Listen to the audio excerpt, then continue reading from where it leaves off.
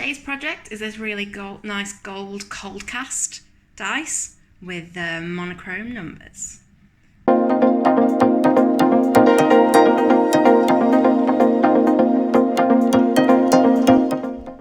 We're on to project 4. So the first thing we're going to need is our PPE. Gloves and a mask is a minimum. We're going to want scales to weigh out our epoxy to put it into our mould. We're going to mix that using a silicone stirrer and cup. We're going to use gold mica powders today and yellow alcohol ink. We're going to want abrasive papers to sand down any rough edges. We're going to want the gold paint to finish it off. The first thing we're going to do, as always, is we're going to measure out and mix up some epoxy really accurately. So I'm using a silicone cup and stirrer because then they're reusable, so that we're not wasting lots of single-use plastics. And I've zeroed that off onto my scale, so the only thing that I'm now weighing is the epoxy.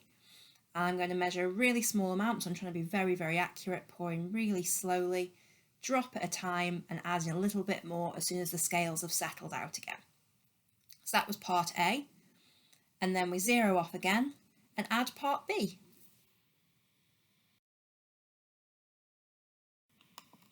So my epoxy is a 2-to-1 ratio, so I'm aiming for exactly half the weight of part B as the weight of part A. So I've used here 8 grams and 4 grams. And when I've got everything measured out, I'm going to add a few drops of alcohol ink, just a couple of drops to start off with, because I can always go back and add more in later to add a deeper colour, whereas I can't take any out again if I've put too much in. If you just give that a gentle stir, you can sort of see the colour and you know whether you're going to add a little bit more or not. So I'm actually going to go a little bit off the instruction manual here, and I'm going to add a tiny little bit of gold mica powder into the resin mix, which it doesn't say in the booklet. I'm going to do this just because it's going to give a really nice sparkle and depth to the dice rather than being a clear yellow all the way through like the red one was that we made earlier.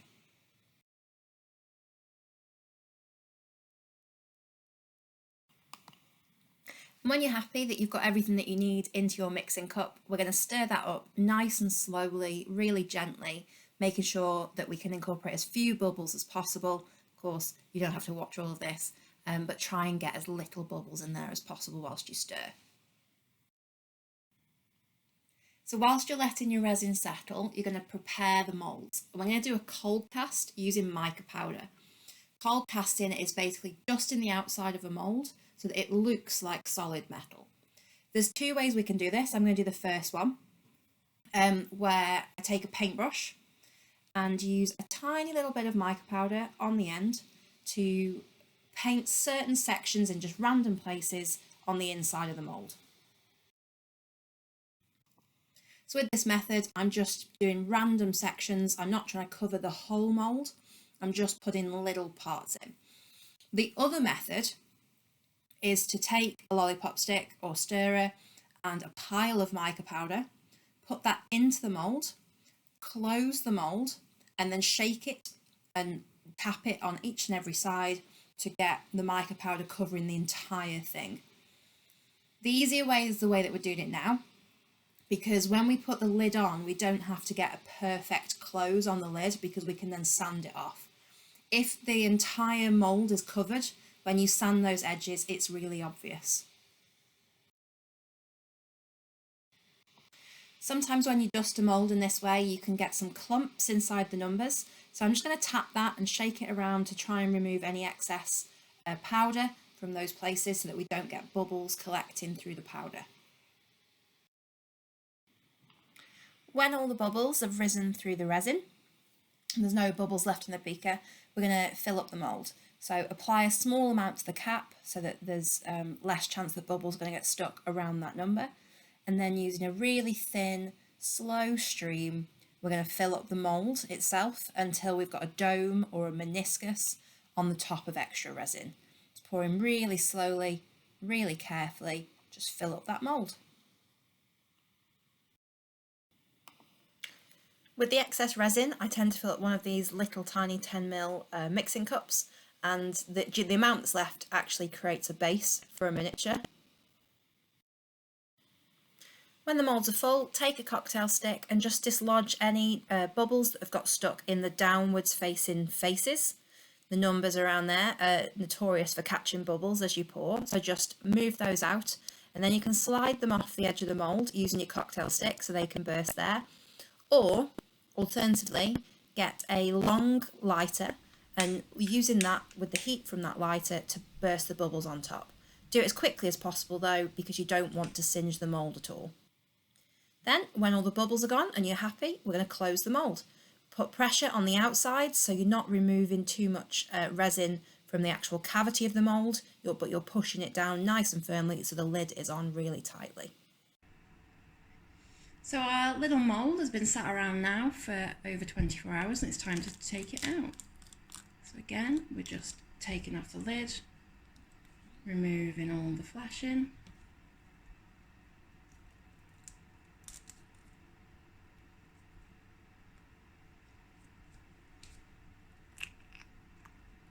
Popping our dice out. As we like. You can see we've got those gold faces, where the solid gold faces, where the mica powder was on the outside, and the lighter faces where the alcohol ink has taken prominence instead. We're going to leave that for a couple of days to fully set before we polish them up. I've got the D20 now to the point where I've sanded down any of the cap marks, the marks that have left between the join, between the base and the lid of our mould. And I'm just going to polish up any of those faces now that are left. They'll be left rough after the sanding process. So I'm starting with a 30 micron polishing paper, then 15 and 9, 3, 2 and 1. I'm moving down over all of those faces, all of those papers, one face at a time until I've polished every single one of the faces that have previously been sanded.